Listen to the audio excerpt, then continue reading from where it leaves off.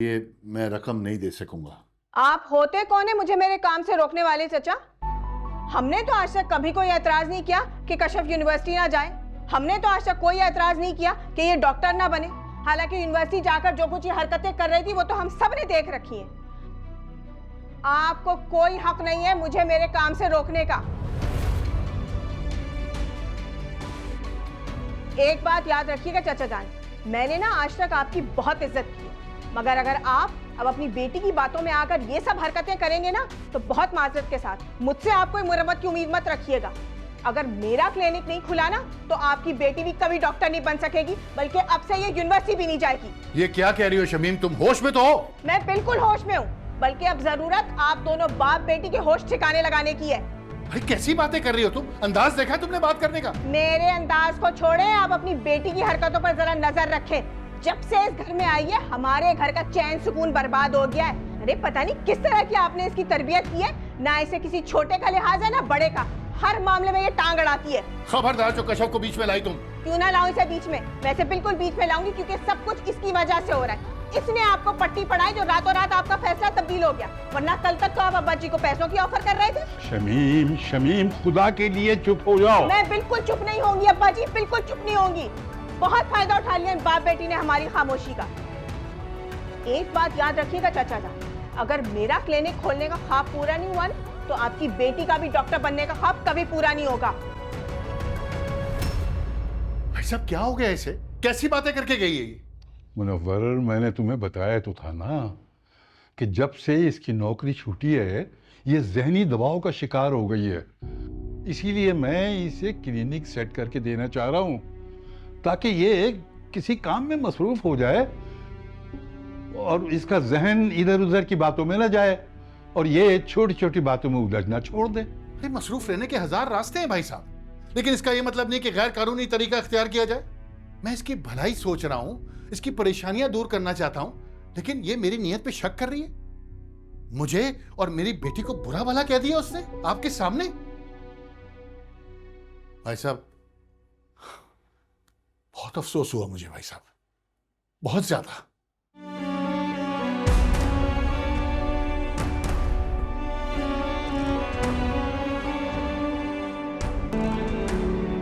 इससे पहले आप जिस कंपनी में काम करते हो अच्छी खासी बड़ी कंपनी है, आपने वहाँ से जॉब क्यों छोड़ी है? सर, हर इंसान जिंदगी में आगे बढ़ना चाहता है और कहीं पहुंचने के लिए आपको अपने कंफर्ट जोन से बाहर निकलना पड़ता है। और अगर इंसान वहीं बैठा रहे तो ग्रोथ नहीं होती सर। आपने सैलरी मेंशन की है, अगर उससे हम आपको कम की ऑफ़र करें तो क्या आप हमें ज्वाइन करेंगे? तुम्हारी नौकरी का क्या बना? कुछ बात बनी? इस वक्त तुम्हारी नौकरी होना बहुत जरूरी है अब्दुल बारी। जी सर।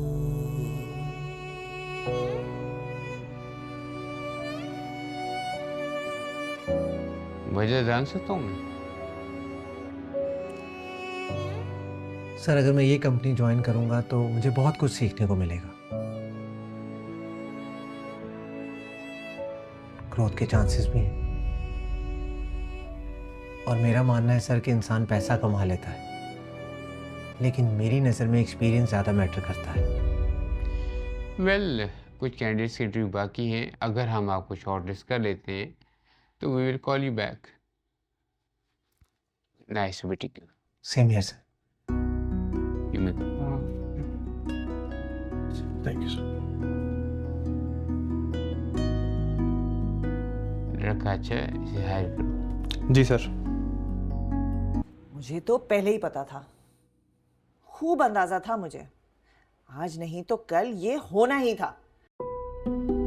शमीम जो है ना, ये अपनी फितरत से बाज नहीं आ सकती, इसीलिए कहा था कि ये शादी मत करें, लेकिन आपने तो मेरी बात को तवज्जो ही नहीं दी। अब अपनी आंखों से देख लिया ना, अब तो यकीन आ गया मेरी बातों का। खुदा के लिए जुलेखा, अब तुम तो शुरू मत हो जाओ ना। मैं पहले ही बहुत परेशान हूं। मैं सोच भी नहीं सकता था कि शमीम इतनी बेमुरव्वत निकलेगी। ना तो उसने मेरी उम्र का ख्याल किया और ना ही किसी रिश्ते का। साहब कहाँ थे? उन्होंने क्यों नहीं कुछ कहा? अरे उन्होंने समझाने की कोशिश की, लेकिन वो सुनती कहाँ है किसी की। मुझे तो कशफ की फिक्र हो रही है। जब आपके सामने ये हाल था तो पीछे से न जाने क्या सलूक कर रही होगी।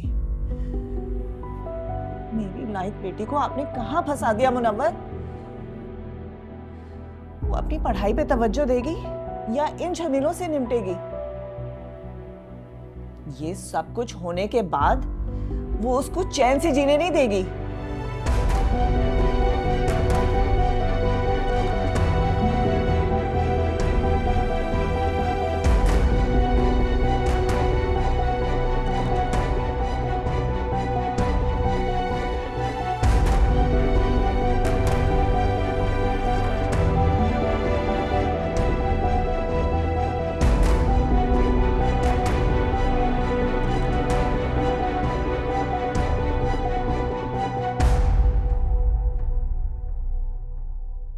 एक बात याद रखिएगा चाचा जान, मैंने ना आज तक आपकी बहुत इज्जत की है, मगर अगर आप अब अपनी बेटी की बातों में आकर ये सब हरकतें करेंगे ना तो बहुत माजरत के साथ मुझसे आप कोई मुरम्मत की उम्मीद मत रखिएगा। अगर मेरा क्लिनिक नहीं खुला ना तो आपकी बेटी भी कभी डॉक्टर नहीं बन सकेगी, बल्कि अब से ये यूनिवर्सिटी भी नहीं जाएगी।